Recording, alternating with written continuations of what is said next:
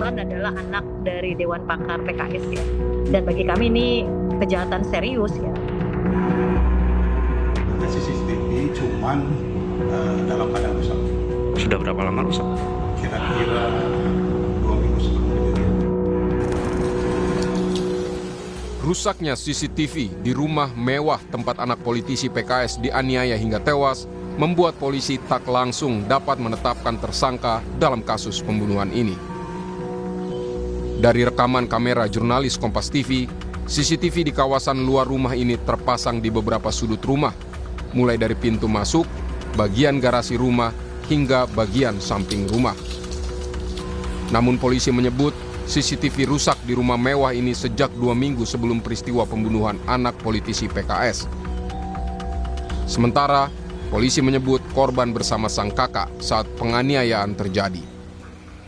Bisa ada 8 orang yang terdiri dari keluarga korban dan dari pihak lain. Korban ini orang tua? Ya, termasuk orang tuanya. Sebelumnya itu udah rusak. Karena dicek, rusak. Tapi di rumah sendiri ada security pribadi nggak, Cuk? Tidak ada security pribadi. Jadi pada saat kejadian itu hanya ada 2 orang, antara adik yaitu korbannya bersama kakaknya. Berarti tidak ada CCTV di rumah itu ya?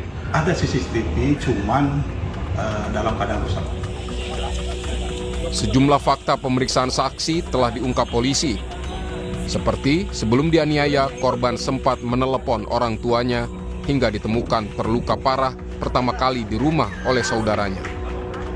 Staf ahli Kapolri Hermawan Sulistyo menyebut, untuk mengungkap pembunuhan anak politisi PKS, penyidik harus memeriksa semua orang yang terkait keluarga atau mengetahui rumah tersebut, termasuk 4 orang pegawai yang telah dipecat sebelumnya. Dalam suatu kejahatan, tidak boleh ada orang yang dikecualikan dari sangkaan. Jadi kalau dugaan itu pembunuhan seperti ini dari pihak keluarganya, dari pihak 4 orang ada yang dipecat oleh bapaknya almarhum, itu semua tidak boleh ada yang dikecualikan dari dugaan sebagai pelaku. Kini polisi masih mendalami keterangan 8 saksi, termasuk orang tua dan orang dekat korban untuk mencari pelaku pembunuhan. Tim Liputan Kompas TV.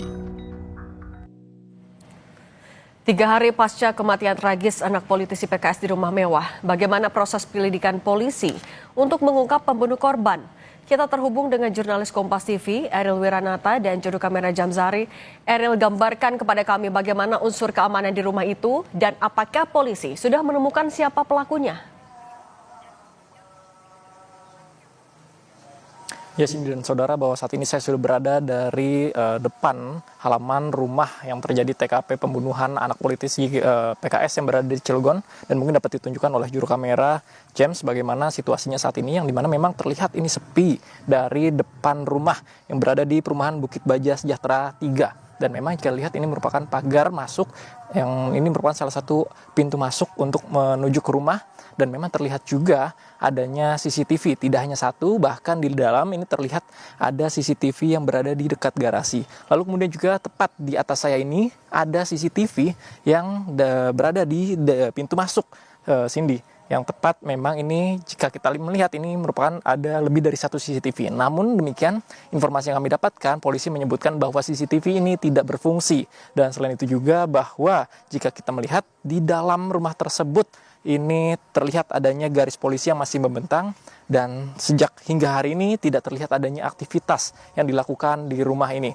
Dan memang bahwa informasi yang kami dapatkan untuk keamanan di rumah tersebut, bahwa dari polisi menyebutkan tidak ada petugas satpam, tetapi informasi yang kami dapatkan bahwa di lingkungan dari perumahan Bukit Baja Sejahtera ini memiliki satpam yang bertugas pada saat malam hari. Dan informasi yang kami dapatkan pun sebelumnya dari warga sekitar bahwa mereka tidak mendengar adanya kecurigaan terkait dengan anak tersebut saat kejadian, karena memang kejadian tersebut diinformasikan bahwa siang hari saat kejadian hujan. Cindy. Jurnalis Kompas TV Eril Wiranata dan Jamzari, terima kasih atas laporan Anda.